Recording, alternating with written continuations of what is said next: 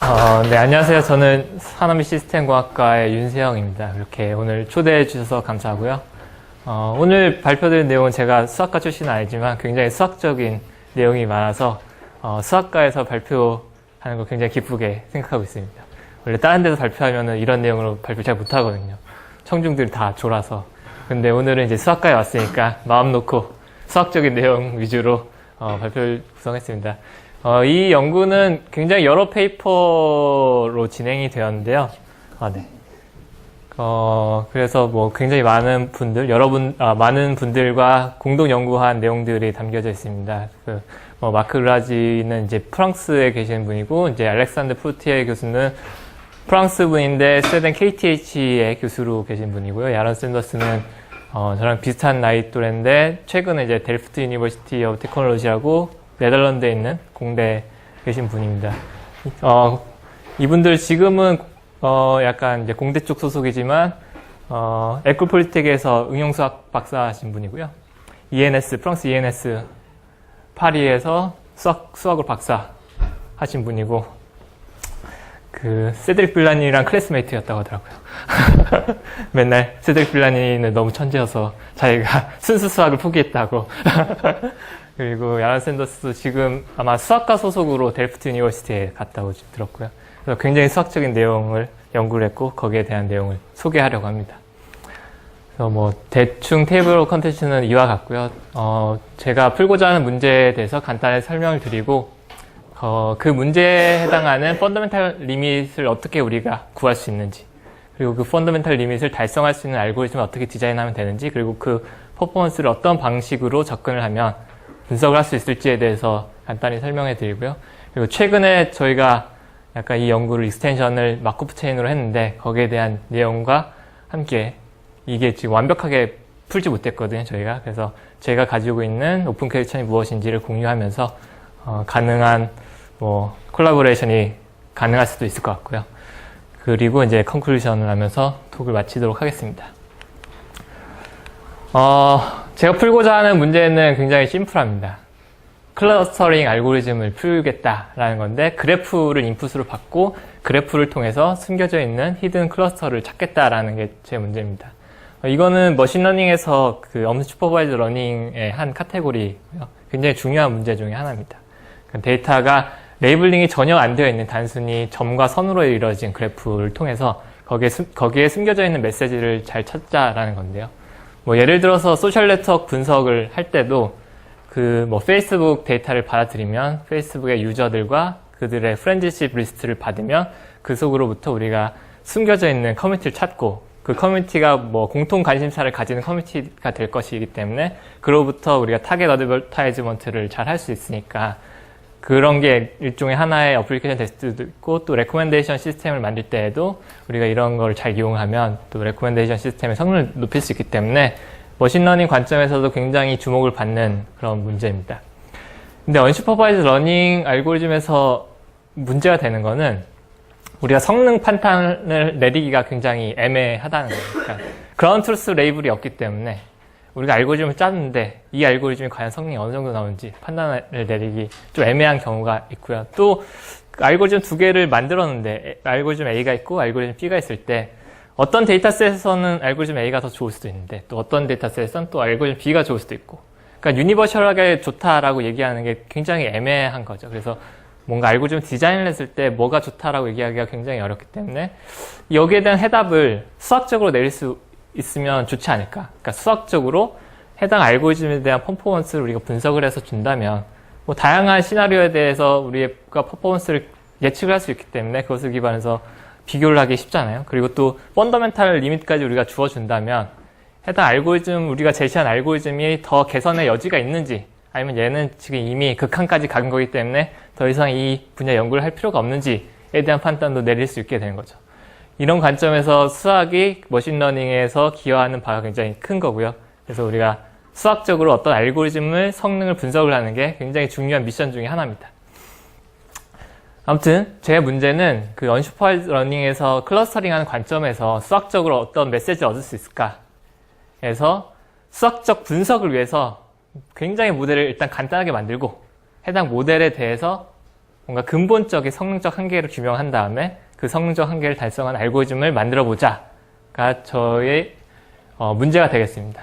그래서 굉장히 간단한 문제가 뭐냐면 기본적으로 점들이 뭐 n개가 존재를 하는 거죠. 점들이 n개가 존재를 하고 커뮤니티가 숨겨져 있는 거야. 그러니까 C는 알고 있지만 우리는 모르는 상태. 그리고 C이 이렇게 하는 순간 랜덤하게 엣지들이 막 생성이 되는 거예요. 랜덤하게 엣지가 막 생성이 되고 우리가 관찰할 수 있는 건 단지 점과 선으로 이루어져 있는 그래프를 우리가 관측을 하는 거고요. 그리고 최종 목적은 신이 알고 있는 이 히든 클러스터를 최대한 정확하게 점과 선으로 이루어진 이 그래프로부터 추측을 하는 그게 이제 저희 목표가 되는 겁니다. 근데 랜덤 그래프가 그냥 이루어지면은 히든 그래프를 알 수가 없죠. 예를 들어서 에르두시 레닌 그래프를 우리가 받으면 그건 그냥 하나의 클러스터이기 때문에 하나밖에 없는 거기 때문에 이렇게 두 개 된 히든 클러스터를 우리가 관측을 할 수 없죠. 그래서 사람들이 고안한 랜덤 그래프 모델이 하나 있는데 스토캐스틱 블록 모델이라고도 불리는 모델이 있는데요. 그게 어떤 거냐면 두 점이 같은 클러스터 안에 존재를 한다면 신이 알고 있는 같은 클러스터 안에 존재를 한다면 얘가 연결될 확률이 P가 되는 거고 두 점이 다른 클러스터에 속하게 되면 연결될 확률이 Q가 되는 겁니다. 그리고 모든 페어들 간의 연결이 이 P와 Q의 확률로 디파인 되는 인디펜던트한 베르누이 랜덤 베리어블이 되는 것이죠. 그래서 이렇게 P와 Q로 정의된 이 랜덤 그래프를 우리가 옵저브를 했을 때 이 숨겨진 클러스터를 과연 찾을 수 있을까? 못 찾을까에 대한 문제를 푸는 게 스토캐스틱 블락 모델이 됩니다.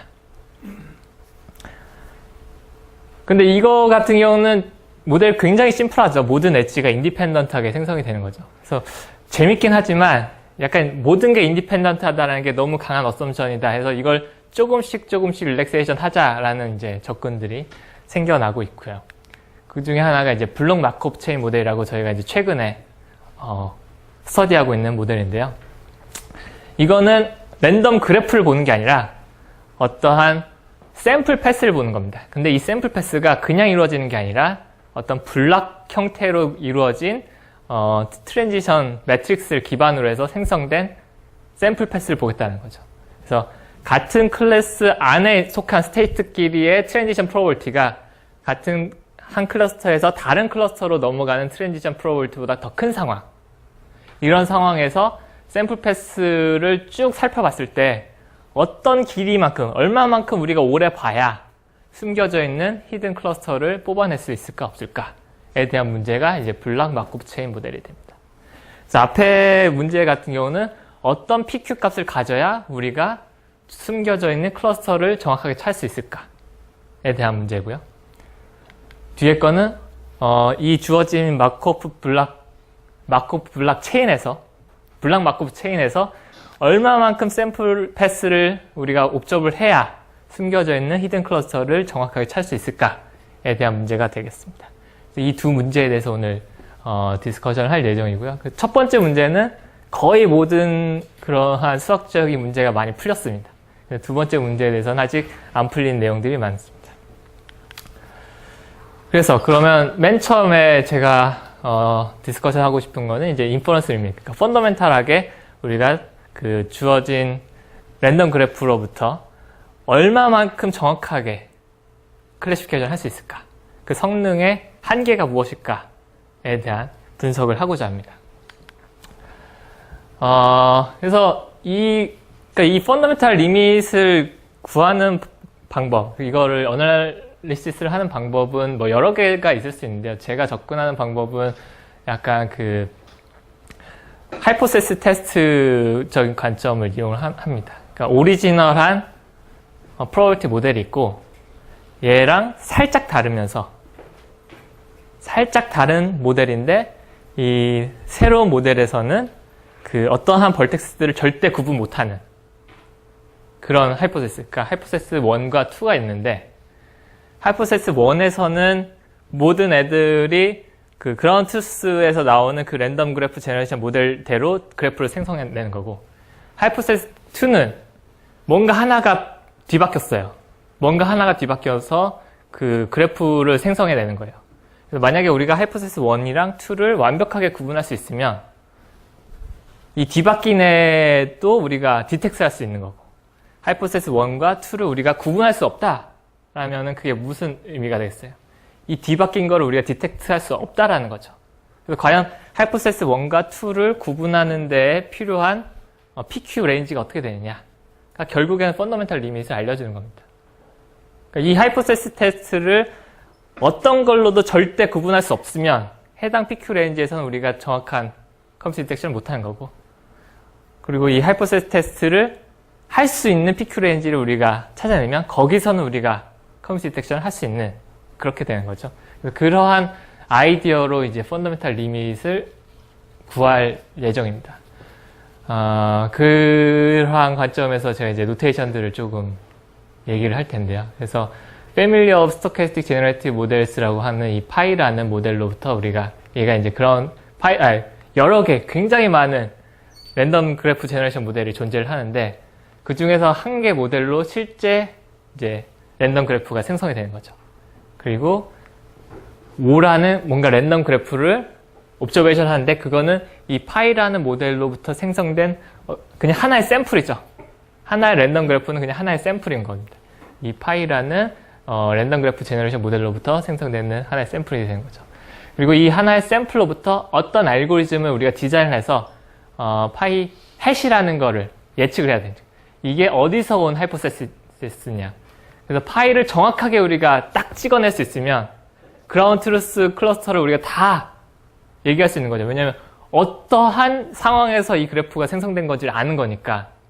이 파이가 가지고 있는 정보 중에 PQ 파라미터도 있을 뿐더러 이 페어들이 어떠한 클러스터에 존재하는지까지 다 들어가 있는 정보잖아요. 그래서 이 파이 해시 파이를 정확하게 찍어낼 수 있으면 우리는 클래시피케이션을 완벽하게 할 수 있는 거고, 이 파이 해시 파이랑 조금 디스턴스를 가지면서 예측이 된다면은 일정 에러를 가지면서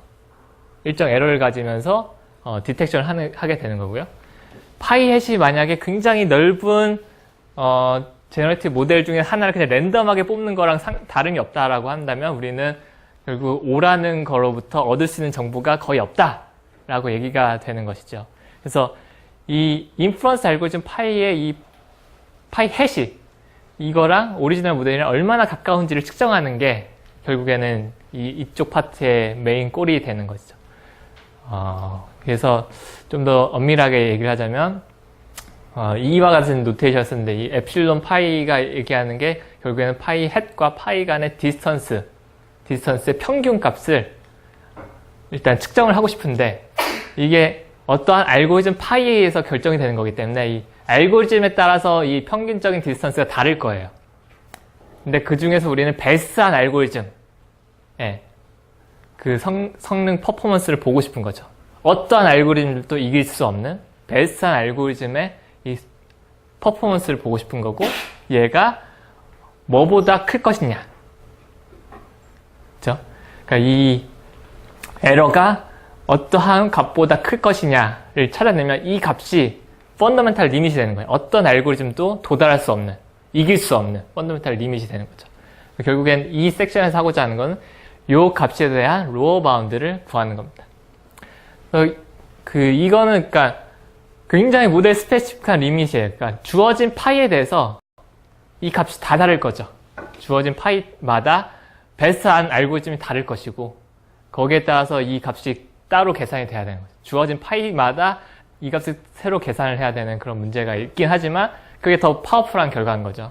굉장히 많은 프리비어스 워크를 봤을 때 저희가 봤던 문제 중에 하나가 이러한 매트릭을 놓고 스피먼 파이를 해버렸어요. 그러니까 월스트 케이스의 퍼포먼스에 대해서만 보는 거죠. 민맥스 퍼포먼스만 봤어요. 그것도 매우 훌륭하죠. 매우 훌륭한데 그건 단지 월스트 케이스에 대해서만의 펀더멘탈 리밋을 제공할 뿐이지, 월스트 케이스가 아닌 파이에 대해서는 뭔가 인포메이션을 충분히 얻기가 힘들거든요, 우리가. 그래서 저희가 하는 이 어나리시스 장점은 모델 스페시픽, 각 파이마다 펀더멘탈 리밋의 로우 바운드를 우리가 줄 것이고, 이거는 민맥스 어나리시스랑은 약간 차이가 있다. 그걸 강조해 드리고 싶습니다. 그리고 이 어나리시스를 기반으로 해서 뒤편에 이제 알고리즘 디자인에 굉장히 큰 영감을 얻을 수도 있고요.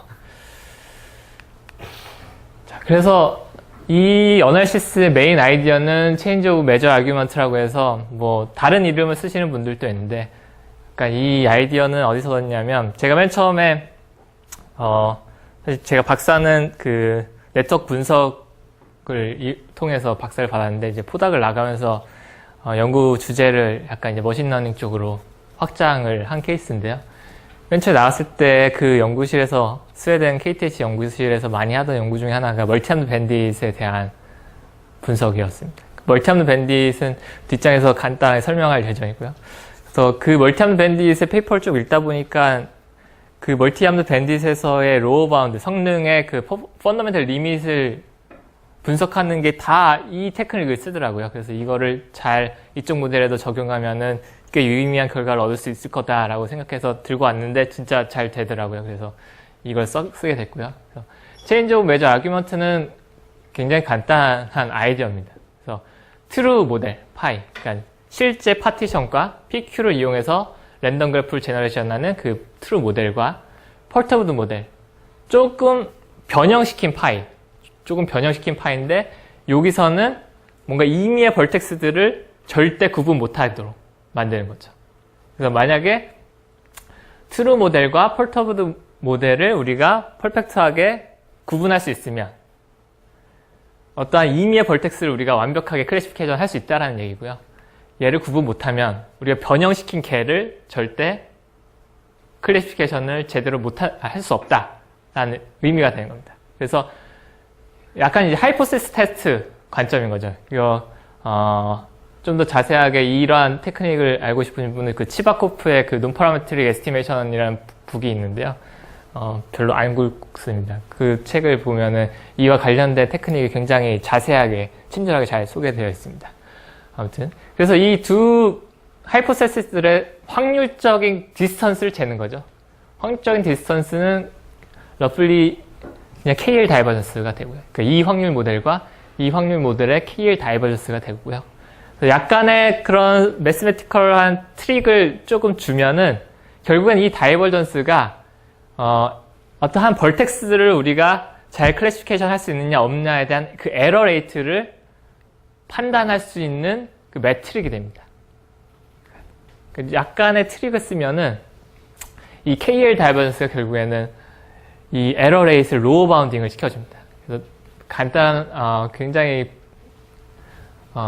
대충 얘기를 하면은 익스포넨셜 마이너스 KL 다이버전스가 어떤 임의의 벌텍스를 우리가 클래시피케이션 제대로 할 수 있느냐 없느냐로 표현하게 되는 겁니다. 그러니까 익스포넨셜 마이너스 KL 다이버전스가 우리가 트루 모델과 펄터브드 모델을 구분할 수 있느냐 없느냐에 대한 확률이 되는 거죠.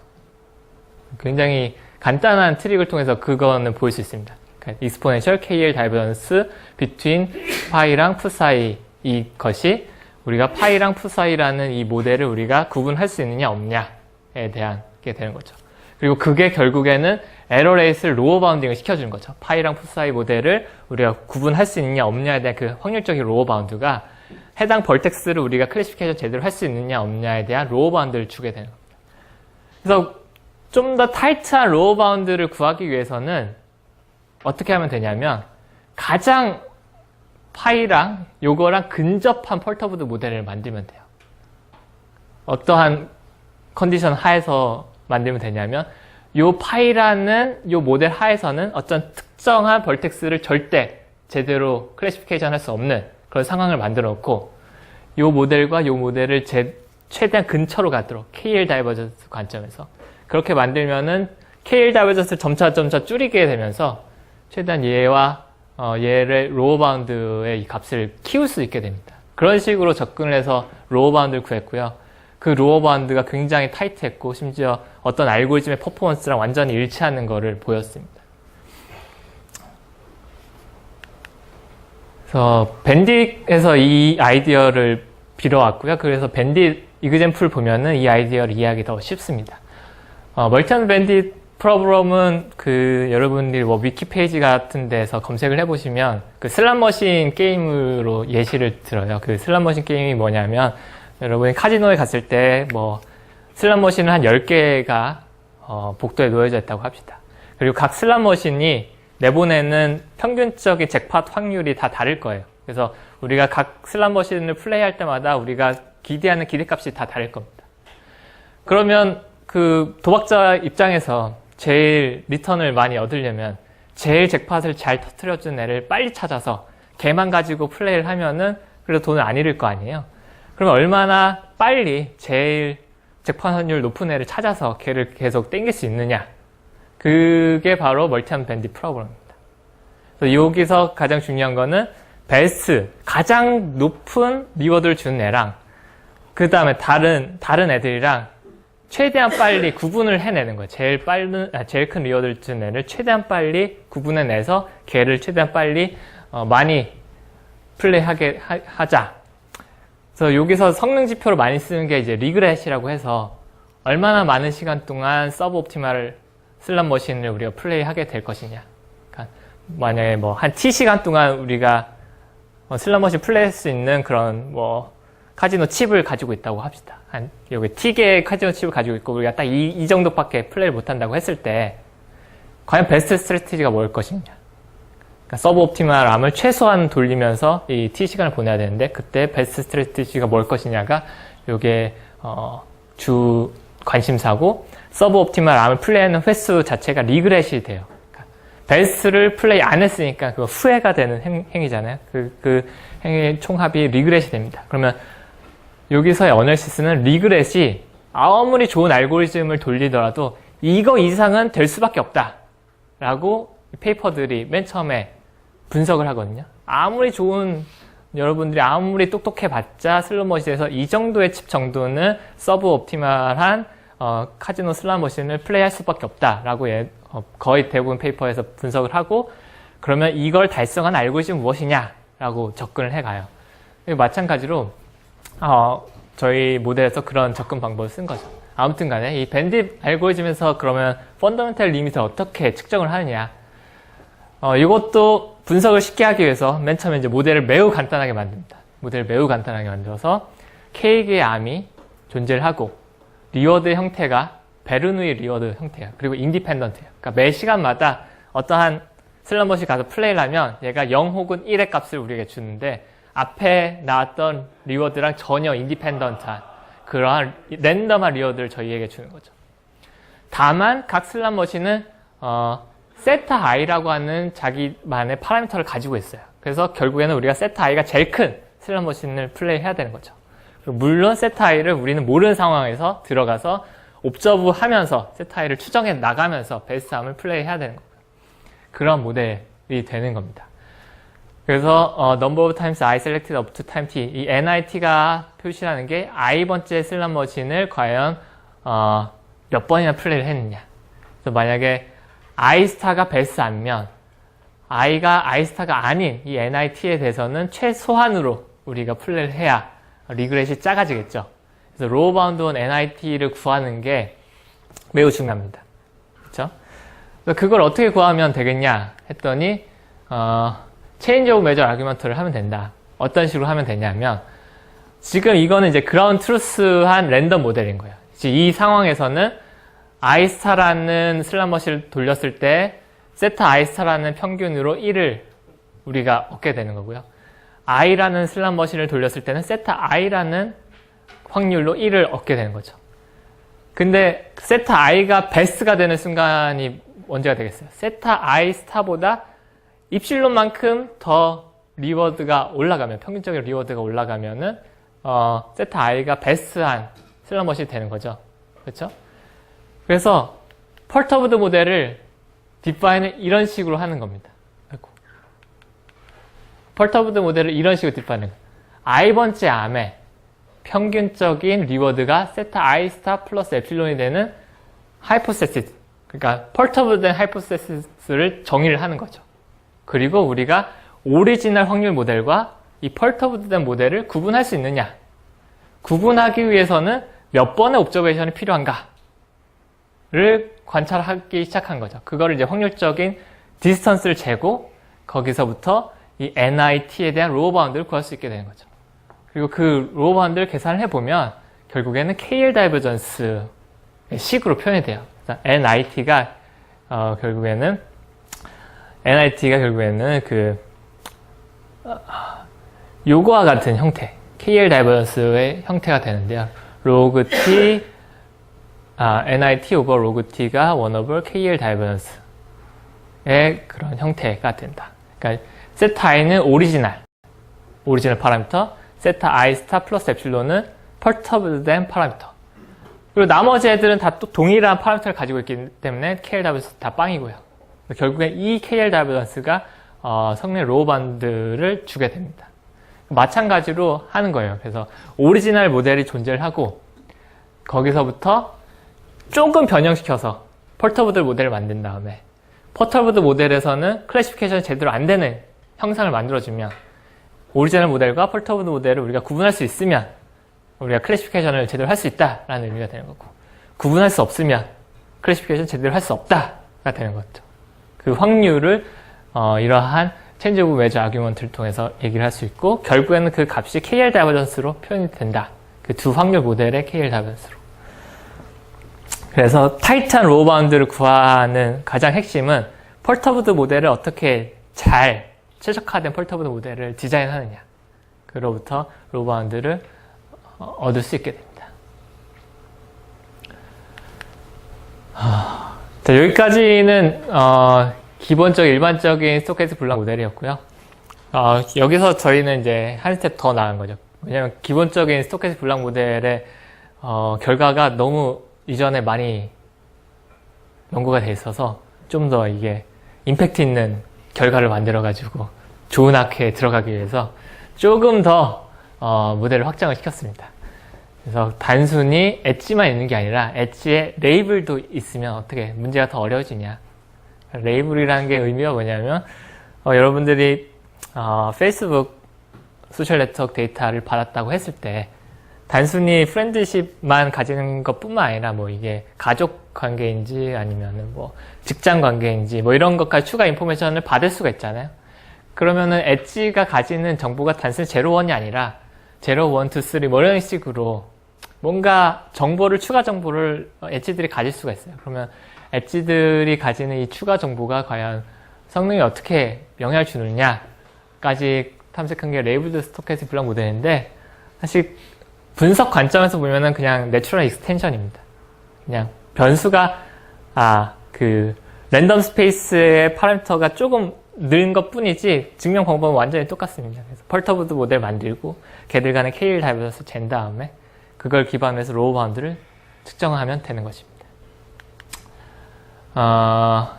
그래서 뭐 어썸션이나 노테이션 같은 경우는 사실 뭐 저희가 완벽한 분석을 할 수 없었기 때문에 약간 이제 어썸션을 넣었는데요. 제가 가졌던 어썸션은 이 피바라고 하는 거는 이제 그 엣지가 생성되는 확률, 엣지가 생성되는 확률이 0 근처로 가는 상황, n이 무한대로 갈 때 엣지가 생성되는 확률을 0으로 가게 돼요. 그러니까 엄청나게 덴스한 그래프에 대한 그 성능 분석은 어떤 부분 때문에 좀 에러 사항이 생겨가지고 그거는 제외를 하고 분석을 했고요. 그리고 또 피바 곱하기 n이 무한대로 가야 됩니다. 근데 n이 무한대로 갈 때 이것도 이제 분석 상황에서 필요한 그러한 파라미터였고요. 그러니까 이 피바가 될 수 있는 게 뭐 예를 들어서 로그 n 오버 n 정도면은 n이 무한대로 갈 때 그 값은 0으로 가겠지만 피바 곱하기 n은 무한대로 가겠죠. 그러한 파라미터들은 뭐 엄청 많으니까 그런 걸 생각을 하고 있었고, 그 다음에 PIJL over PIKL, 얘가 의미하는 게 그 i번째 클러스터에 속하는 벌텍스와 j번째 클러스터에 속하는 벌텍스 사이에 L이라는 인덱스를 가진 엣지가 생성되는 확률을 PIJL이라고 할 때 PIJL over PIKL이 뭔가 어떤 컨스턴트보다 작다. 이 말이 의미하는 게 뭐냐면 어떠한 특정 레이블에 대해서 두 클러스터 간의 엣지가 다른 두 클러스터 간의 엣지보다 너무나도 많으면, 엄청나게 많이 다르면 이게 알고리즘 관점에서는 매우 더 쉬워져요. 난이도가 더 좋아지는 거예요. 굉장히 클리어한 인포메이션을 우리한테 주는 거거든요. 극단적으로 PIJL은 뭐 어떠한 상수값이고 얘는 0이다 라고 하면 이게 무한대가 되잖아요. 근데 이 값이 0이 되면은 우리가 굉장히 강한 인포메이션을 가질 수 있어요. L이라는 엣지를 옵저버하는 순간 오케이, 얘랑 얘는 i와 k번째 클러스터에 속한 애는 아니다 라고 추론할 수 있잖아요. 왜냐면 이 확률이 빵이니까 매우 강력한 인포메이션을 주기 때문에 그 클러스터링 관점에서는 이게 굉장히 도움이 되는 컨디션이 이게 에프실론보다 크다라는 게. 근데 분석 관점에서는 얘가 그 컨센트레이션 이니퀄리티를 저희가 많이 쓰는데 분석에서 베리언스를 엄청 키워가지고 분석을 힘들게 하더라고요. 그래서 여기에 대한 약간 컨센트를 줬습니다. 그래서 이거는 그때 논문 쓸 때 되게 바쁘게 써가지고 그냥 아예 컨스턴트로 넣고 넘어갔는데 사실 이것도 좀 더 타이트하게 만들 여지는 많습니다. 예를 들어서 얘를 뭐 로그 n이라고 하나든지 뭐 이런 식으로 타이트하게 만들 수 있는 여지가 많은데 쓸 때 굉장히 급하게 막 쓰느라고 그냥 컨스턴트로 하자. 좀 어려운 일이 발생하면 다 이거 없다고 하고 이거 컨스턴트로 하자 하고 해서 이렇게 되는데 이것도 좀 더 릴렉세이션 할 여지가 있습니다. 그리고 이제 세퍼레이션 관점에서 이거는 사실 이게 성립이 안 하면은 알고리즘 자체가 디파인이 안 되는 경우가 많기 때문에 약간 세퍼러빌리티가 각 클래스마다 있어야 되기 때문에 컨디션이 들어갔고요. 다 그렇습니다. 그리고 노테이션 관점에서는 PIJL은 제가 설명했듯이 그 I 클러스터와 J 클러스터 사이에 L이라는 인덱스를 가진 엣지를 만들어내는 확률이 되는 거고요. 엣지의 그 인덱스를 고려하지 않는다면 그냥 PIJ를 쓰면 됩니다. 그리고 이제 그러면 I번째 클러스터와 J번째 클러스터 간의 커뮤니티 섹션을 잘 할 수 있느냐 없느냐에 대한 난이도를 표현을 해야 되거든요. 이게 체인지 오브 메저 아규먼트에서 나온 건데요. I번째 클러스터와 J번째 클러스터 사이의 그 노드들을 잘 클래시피케이션 할 수 있느냐에 대한 난이도는 그 분석에서 제가 앞에서 계속 얘기했듯이 KL 다이버전스에 굉장히 큰 영향을 받거든요. 펄터베이션을 시킨 모델과 그라운드 트루스 모델의 KL 다이버전스에 굉장히 큰 영향을 미치는데 이 두 분포가 서로 닮으면 닮을수록 펄터베이션을 조금 시켜도 그 구분을 못하는 경우를 만들 수가 있어요. 그러니까 I번째 클러스터와 J번째 클러스터가 만들어내는 확률 모델의 중간 모델을 우리가 중간 모델을 만들고 어떠한 노드가 이 중간 모델을 따라서 엣지를 생성한다라고 하면은 우리가 그 노드가 I번째 클러스터에 속하는지 J번째 클러스터에 속하는지 얘기할 수가 없거든요. 아무튼 그런 관점에서 이 KL 다이버전스의 식이 나오는 겁니다. 그래서 이게 의미가 뭐냐면 이 매트릭이 굉장히 이제 알아보기 힘든 건데요. 힘든데 이 YK라는 어떤 확률 모형이 있습니다. 이 확률 모형이 그 랜덤 그래프 제너레이션 모델에서 I번째 클러스터와 J번째 클러스터 간의 확률, 커넥션 되는 확률을 정의해주는 이 확률 모형인데요. 이 새로운 확률 모형과 실제 확률 모형 사이의 디스턴스를 이런 식으로 얘기를 할 수가 있습니다. 여기서 알파 K는 K번째 클러스터의 사이즈를 얘기하는 거예요. 그러니까 전체가 N개가 있으면 알파 1 N이 그래서 너무 설명이 불충분해서 알파 N이 얘기하는 게 전체가 N이 전체 노드의 개수고 알파 IN은 I번째 클러스터 속하는 노드의 개수. 그래서 알파 I는 0부터 1 사이의 값을 가지고 있고 알파 I를 쭉 더하면 1이 되는 그런 값이 되는 거죠. 그래서 이 YK는 우리가 뭔가 새로운 확률 모형, 그러니까 새로운 커넥션 프로버티를 디파인한 게 YK가 되는 거고요. 그리고 PAK는 실제 모형의 커넥션 프로버티라고 보면 됩니다.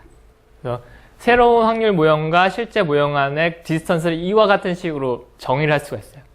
알파 K, K번째 속하는 애들이 알파 K 비율만큼 있으니까 거기에 해당되는 디스턴스 재고 뭐 이런 식으로 해서 그 펄터브드 된, 그러니까 YK는 펄터브드 된 모델의 커넥션 프로버티를 얘기한다고 보면 되는 거고요. 그리고 이거는 그러니까 펄터브된 모델과 실제 모델의 디스턴스를 재는 거다라고 생각하면 됩니다. 그래서 이거를 요 식을 이용해서 d알파P라는 파라미터를 만들면 사실은 저희가 이게 i번째에 속하는 애랑 j번째에 속하는 애를 뭔가 움직여서 y라는 새로운 바운더리를 보내는 거예요. 쉽게 얘기하자면. 그러니까 i번째에 속하는 애들이 따르는 확률 모델이 있는 거잖아요. 그러니까 i번째에 속하는 노드들이 따르는 확률 모델. i번째 노드들이 다른 노드들이랑 맺는 그 연결이 다 랜덤한 베르누이 랜덤 베리어블인데 j번째 클러스터에 속하는 애랑은 뭐 pij라는 확률로 연결되고 k번째 클러스터에 속하는 애는 pik라는 확률로 생성이 되고 하는 거죠. 그리고 j번째에 속하는 노드들은 PJI라는 확률로 i번째 클러스터 애들이랑 생성이 되고 뭐 PJK라는 확률로 k번째 클러스터랑 속하는 거죠. 그래서 걔네들을 펄터브 시키는 거예요. 펄터브 시켜서 Y라고 하는 새롭게 디파인된 바운더리를 옮기는 거죠. 그러면 얘네들을 옮기는데 필요한 디스턴스가 어떻게 되느냐. 이 디스턴스가 KL 다이버전스로 정의가 된다는 거죠. 근데 이 디스턴스가 요 디스턴스도 중요하지만 요 디스턴스도 중요한 거예요.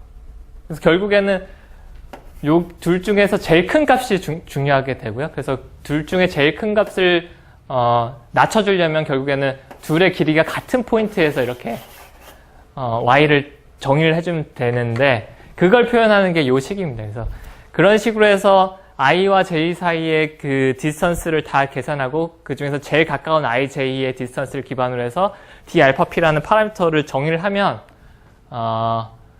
그 펀더멘탈 리밋이 이런 식으로 표현이 된다. 그러니까 만약에 여러분들이 S개만큼의 미스클래시파이된 노드들을 얻고 싶다. 그러니까 전체가 N개가 있는데, 전체 노드가 N개가 있는데, 여러분이 허용 가능한 에러의 개수가 스퀘어 루트 N이다. 여러분이 허용 가능한 에러가 스퀘어 루트 오브 N이다 하면은 이게 로그 오브 스퀘어 루트 N이 되는 거죠.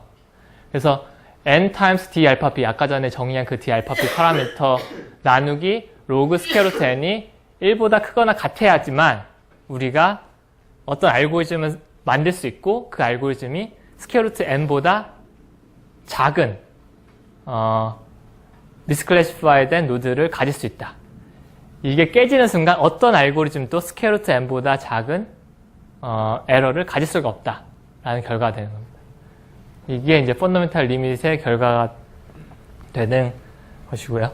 그래서 그 프루프 아이디어는 제가 앞에서 설명한 내용들이 계속 반복되는 거기 때문에 스킵을 하고 이제 알고리즘 쪽으로 넘어가도록 하겠습니다. 이런 식으로 이제 펀더멘탈 로어 바운드를 구하고 나서 해야 되는 일이 이제 그 펀더멘탈 로어 바운드를 달성하는 알고리즘을 만드는 작업이죠. 그게 이제 이 섹션에서 다루는 건데요. 알고리즘 디자인 측면에서 스펙트럴 메소드라고 하는 방법을 씁니다. 스펙트럴 메소드라는 걸 쓰는 방법을 쓰는데 여기서 매우 중요한 게 그 랜덤 매트릭스를 분석을 하는 게 굉장히 중요하고요. 그래서 그리고 이제 컨센트레이션 이니퀄리티를 이용해서 또 에러 바운드를 구하는 게 굉장히 중요합니다.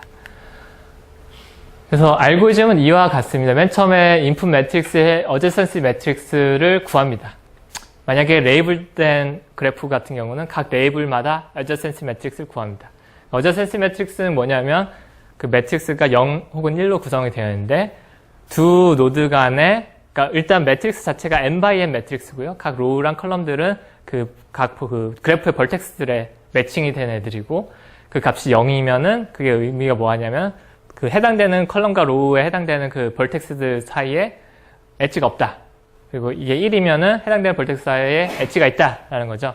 그래서 어제센시 매트릭스 구하면 그 어제센시 매트릭스에서 우리가 굉장히 중요한 정보를 뽑을 수 있습니다. 왜냐하면 그러니까 A가 어제센시 매트릭스라고 할 때 A의 익스펙테이션이 가지는 그 매트릭스 형태가 어떻게 될 것 같아요? 굉장히 많은 인포메이션을 가지고 있거든요. 예를 들어서 굉장히 심플한 스토캐스틱 블록 모델, 그러니까 두 개의 클러스터가 있고 여기 확률은 P, 여기 확률은 Q. 이런 상황의 그래프다라고 했을 때 A라는 거는 사실 랜덤 매트릭스거든요. 이 확률 모델로 인해서 만들어지는 랜덤 그래프, 걔가 만들어내는 어제스시 매트릭스예요. 그러면 A의 expectation은 A는 랜덤 매트릭스고 expectation of A는 예를 들어서 첫 번째 반은 클래스 1에 있고 나머지 반은 클래스 2에 있다고 하면 P, P, Q, Q 이런 식으로 되는 매트릭스가 되거든요. 평균 매트릭스가. 그럼 얘가 가지는 랭크가 뭐죠? 이 매트릭스의 랭크가 2입니다. 얘의 매트릭스 랭크는 2고 얘의 싱귤라 벡터 혹은 뭐 아이겐 벡터를 구해보면은 첫 번째 싱귤라 밸류에 해당되는 싱귤라 벡터들은 1111이고 두 번째 싱귤라 밸류에 해당되는 싱귤라 벡터들은 111, 마이너스 1, 마이너스 1, 마이너스 1이 돼요. 그러니까 두 번째 싱귤라 벡터들로부터 우리가 정확한 클래시피케이션을 할 수가 있거든요. 정확한 클래시피케이션을 할 수 있어요. 그래서 우리가 스펙트럴 메소드라고 부르는 게 이 A라는 매트릭스를 받았을 때 얘를 로우 랭크 어프록시메이션을 해서 그러니까 랭크 2로 얘를 어프록시메이션 해서 그러니까 얘를 싱귤라 밸류 디컴포지션 한 다음에 제일 큰 두 개의 싱귤라 밸류와 해당되는 싱귤라 벡터들을 뽑은 다음에 그 싱귤라 벡터들의 사인이나 뭐 이런 얘들의 디스턴스를 기반으로 해서 클래시피케이션을 하면 히든 클러스터를 뽑아낼 수 있다라는 게 스펙트럴 메소드예요. 근데 여기서 문제가 되는 게 뭐냐면 우리가 expectation of A라는 것을 정확하게 알면 얘는 랭크 2를 가지고 있고 싱귤라 벡터가 이런 구조를 가지고 있기 때문에 클래시피케이션을 정확하게 할 수 있는데 문제는 얘를 관측하는 게 아니라 얘를 관측하는 게 문제가 있는 거죠. 그래서 A-expectation of A라는 노이즈가 우리 옵저베이션에 들어간 거죠. 추가적인 노이즈가. 그래서 얘가 펄터브 시키는 양에 따라서 뭔가 에러가 추가적으로 생기게 되겠죠. 아무튼 이게 이제 스펙트럴 메소드의 방법이 되는데요. 그래서 맨 처음에 어제스시 매트릭스를 만들고 스펙트럴 메소드를 쓰면 그래도 어느 정도 정확한 결과를 우리가 얻을 수 있습니다. 어느 정도 정확한 클래시피케이션 결과를 얻을 수 있는데 여기 이제 앞에 트리밍이라고 붙어있는 스텝이 있거든요. 트리밍이라고 붙어있는 스텝. 트리밍이라고 붙어있는 스텝이 가지는 게 뭐냐면 이 스토캐스틱 블락 모델에서 P랑 Q 값이 굉장히 작은 값을 가질 수가 있어요. 예를 들어서 P가 로그 n over n 뭐 이런 값을 가질 수가 있거든요. 혹은 뭐 심지어 P가 a over n 뭐 이런 식으로 가질 수도 있어요. 굉장히 작은. 그래서 n 곱하기 이 P를 하면은 그 대략적으로 그 평균 디그리가 나오잖아요. 근데 그 평균 디그리가 로그 n일 수도 있고 뭐 심지어 컨스턴트도 될 수 있고 뭐 그런 상황이 발생을 하죠. 그럼 그런 상황이 발생하면 이 랜덤 매트릭스가 가지는 싱귤라 밸류가 굉장히 나쁜 특성을 가지게 됩니다. 왜냐하면 이 랜덤 그래프의 특성상 어떠한 특정의 노드는 굉장히 하이 디그리를 가지게 되고요. 그 하이 디그리를 가지는 애가 싱귤라 밸류를 완전히 깨버리고 싱귤라 벡터도 완전 이상하게 만들어버립니다. 걔한테 도미네이트 돼서. 그래서 그런 것 때문에 스펙트럴 메소드가 동작을 안 해요. 이 P랑 Q가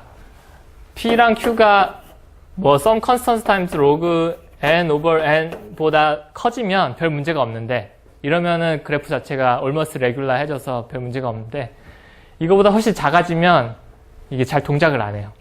그래서 트리밍이라는 프로세스를 사람들이 앞에 넣습니다. 이 클러스터링의 스펙트럴 메소드에서. 트리밍이라는 거는 그냥 단순히 디그리가 너무 큰 벌텍스들을 그냥 다 지워버리는 거예요.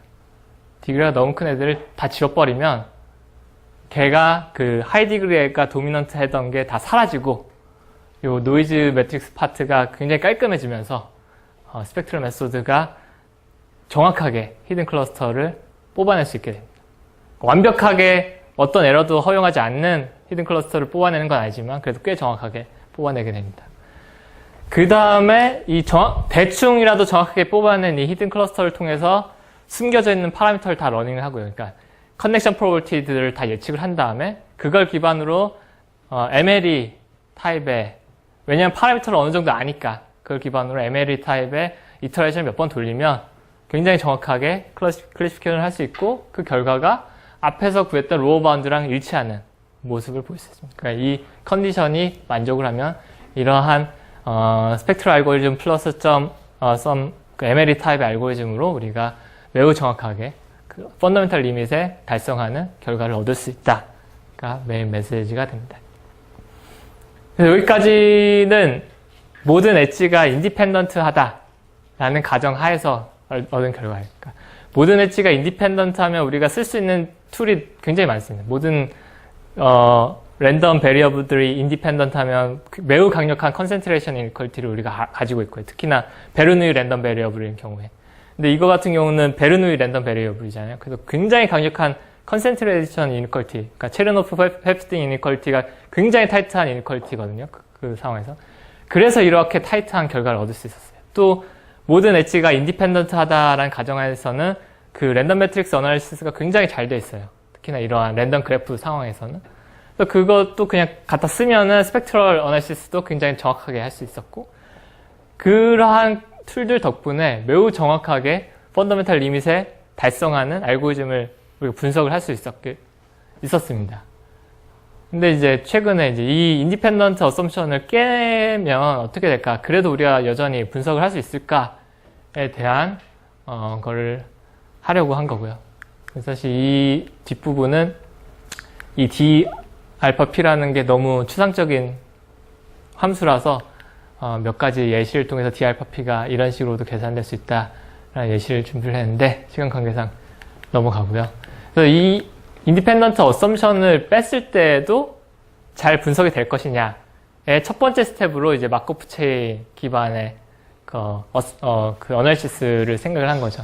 그러니까 옵저베이션이 단순히 인디펜던트한 엣지 인포메이션이 아니라 어떠한 마코프 체인의 형태로 시퀀셜하게 들어오는데, 그럼 마코프 체인이기 때문에 각 옵저베이션마다 컬리레이션이 약간은 있을 것이고, 그럼 그런 컬리레이션이 과연 우리의 어널리시스를 얼마나 깰 것인가의 관점에서 이제 블락 마코프 체인 기반의 모델을 생각했고요.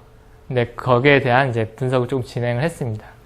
그래서 마코프 체인 형태의 옵저베이션을 하면은 앞이랑 가장 많이 달라지는 게 뭐냐면 그 시퀀스 안에서 트래젝토리가 가진 서로 간의 상관관계가 되는 거고요. 그 상관관계를 표현해주는 가장 대표적인 메트릭이 믹싱 타임이죠. 믹싱 타임을 분석을 해야 우리가 성능 분석을 할 수 있게 됩니다. 그래서 믹싱 타임과 그리고 성능에 굉장히 큰 영향을 상관관계가 있을 거고요. 분명히. 왜냐하면 믹싱 타임이 짧으면 거의 인디펜던트 하다는 거예요. 그 시퀀스가. 반면에 믹싱 타임이 길면 우리가 보는 이 트래젝토리에 가진 베리언스가 계속 커지는 거거든요. 믹싱 타임이 커지면 커질수록 이 트래젝토리가 만들어내는 아웃풋의 베리언스가 커지는 거예요. 그러니까 베리언스가 커지면 커질수록 성능을 분석하기가 어렵고요. 그리고 최적화된 알고리즘을 만들기가 어렵습니다. 그래서 현재 지금 저희가 진행한 거는 굉장히 짧은 믹싱 타임을 가지는 케이스에 대해서 어느 정도 분석을 진행을 했고요. 좀 긴 믹싱 타임을 가지는 마코프 체인에 대해서는 아직 좀 부족한 결과를 가지고 있습니다. 또 하나의 문제점은 이렇게 그 믹싱 타임을 짧게 가져가더라도 인디펜던트 어썸션이 다 깨지기 때문에 앞에서 사용한 랜덤 매트릭스 COR이라든지 컨센트레이션 이니퀄리티를 우리가 사용할 수 없게 되거든요. 걔를 그대로 사용할 수 없어요. 좀 다른 방법을 써야 돼요. 그래서 마코프 체인을 위해서 고안된 컨센트레이션 이니퀄리티들을 사용해서 분석을 했는데 그 결과가 그렇게 만족스럽진 않습니다. 아직은. 그래서 결과를 설명을 해드리자면 굉장히 비슷한 방법으로 다 분석을 했는데 결국에는 이것도 역시 그 마코프 체인 안에서 두 다른 클래스 간에 가지는 그런 확률 모형의 그 디스턴스를 KL 다이버전스 위주로 측정을 한 다음에 그걸로 로우 바운드랑 어퍼 바운드를 구했어요. 그래서 로우 바운드는 D 알파 P랑 굉장히 유사한 파라미터인 I 알파 P로 로우 바운드가 디파인 되고요.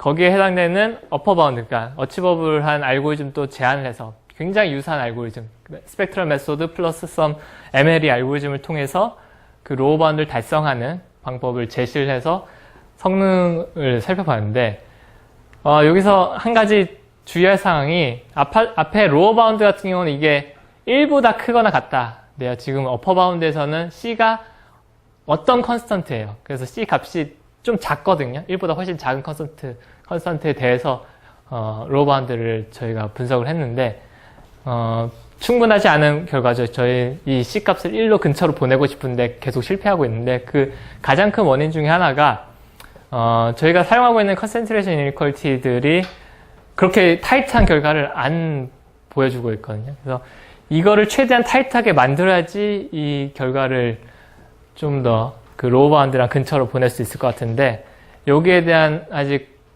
제가 알고 있는 게 그렇게 많지 않아 가지고 서베이 하고 있는데 여기에 대한 뭐 좋은 아이디어가 있으면 공유를 해주시면 좋을 것 같습니다. 마코프 체인으로부터 나온 옵저베이션에 대한 컨센트레이션 이니퀄리티를 좀 더 파워풀하게 만들 수 있는 아이디어가 있으시면 공유해 주시면 정말 감사하겠습니다.